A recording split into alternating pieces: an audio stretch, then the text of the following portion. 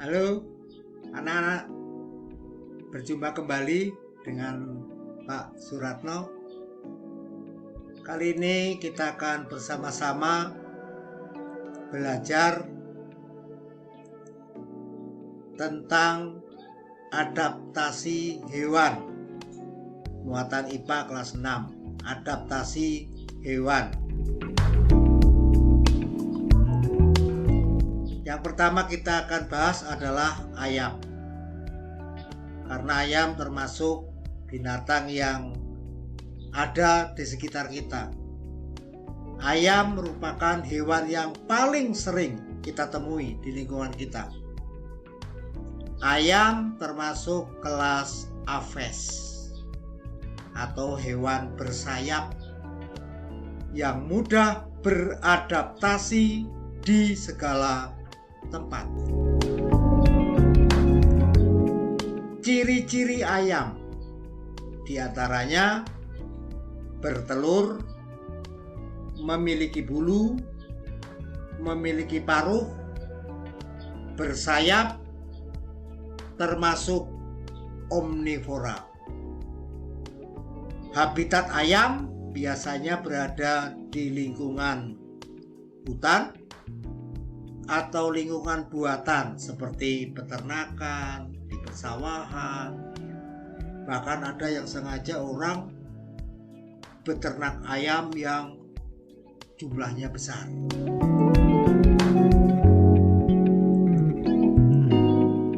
Yang kedua, bebek.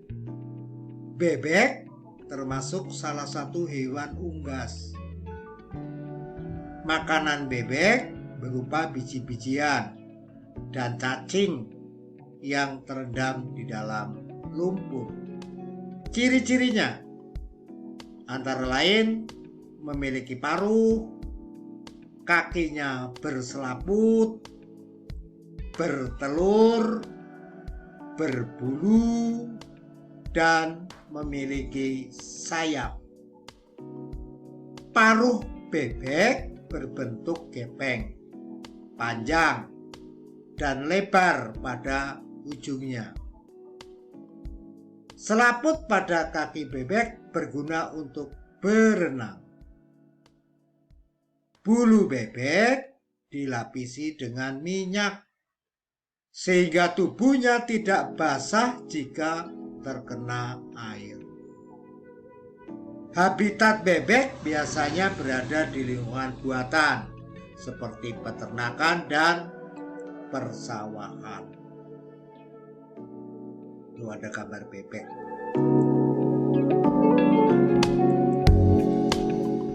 Kemudian yang berikutnya cicak. Ciri-ciri cicak bertelur, merayap, melindungi dengan melepaskan ekornya, memiliki lidah yang panjang dan lengket, serta termasuk pemakan serangga. Cicak memiliki bantalan perekat pada kaki yang berguna untuk merayap di dinding. Ciri-ciri habitat cicak ada di dinding ataupun di atap rumah.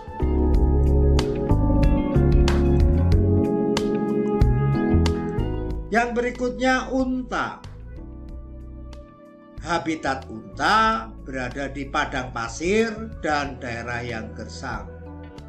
Unta memiliki ciri-ciri antara lain memiliki punuk untuk menyimpan sari makanan, memiliki bulu yang panjang di bagian mata, hidung, dan telinga untuk mencegah debu dan pasir bila masuk, memiliki telapak kaki yang luas dan menggembung dengan kulit tebal di bawah telapak kaki.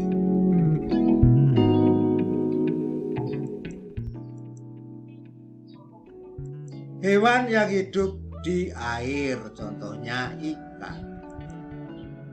Salah satu hewan yang hidup di air adalah ikan. Ciri-cirinya bertelur, bersisik, ada yang tidak bersisik, bernapas menggunakan insang, menghabiskan waktu seluruhnya di dalam air, mempunyai sepasang sirip.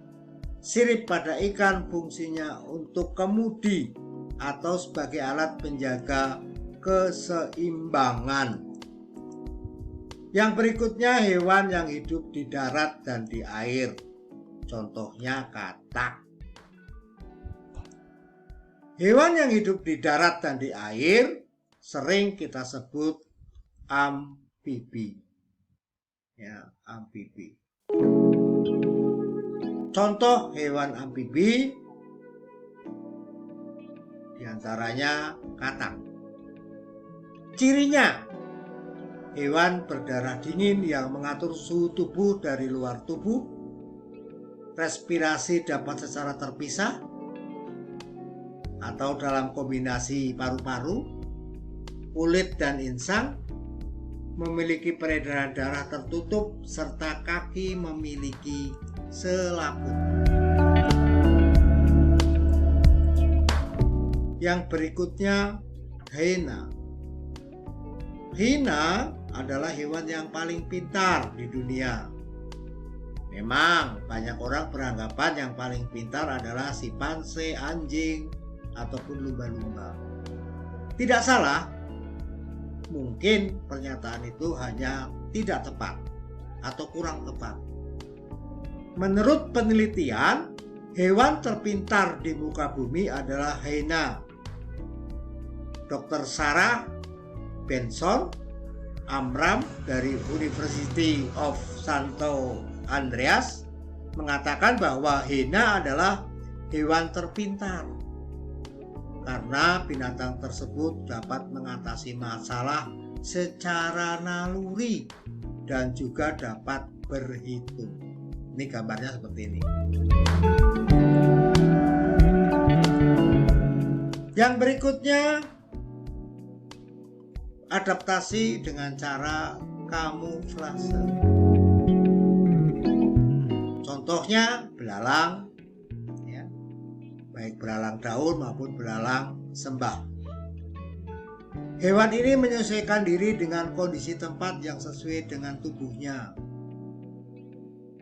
Belalang sering hinggap pada daun untuk menyesuaikan warna dan bentuk tubuh.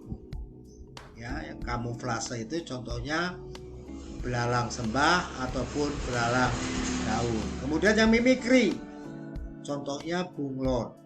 Bunglon menyesuaikan diri dengan mengubah warna kulit sesuai dengan tempatnya berada. Misalnya, ketika bunglon berada di batang kayu, warna kulitnya akan berubah sesuai dengan warna pohonnya. Misalnya kecoklatan atau kehitaman atau sebaliknya, tergantung tempatnya. Nah, perubahan warna inilah yang membuat bunglon mampu membaur dengan lingkungannya. Yang berikutnya, autotomi atau melepas bagian tubuhnya, seperti cicak tadi yang di depan, ya, cicak. Untuk melindungi dirinya, cicak dan kadal melepaskan ekornya. Ya, melepaskan ekornya. Cara inilah yang disebut autotomi. Ekor yang telah putus nanti akan tumbuh lagi seperti semula. Jadi kalau ada cicak kemudian ekornya putus, nggak usah terkejut. Ini nanti akan tumbuh lagi yang ini. Ya, tumbuh lagi seperti ini. Ya. Kemudian yang menggulungkan dirinya, contohnya terenggiling. Terenggiling melakukan penyesuaian diri dengan menggulungkan tubuhnya, membentuk spiral. Cara ini dilakukan untuk melindungi diri dari serangan musuh. Selain terenggiling, ada juga lipan yang menggulungkan diri dengan yang beradaptasi dengan cara menggulungkan diri. Hanya itu yang bisa Bapak sampaikan. Semoga bermanfaat untuk kita semua.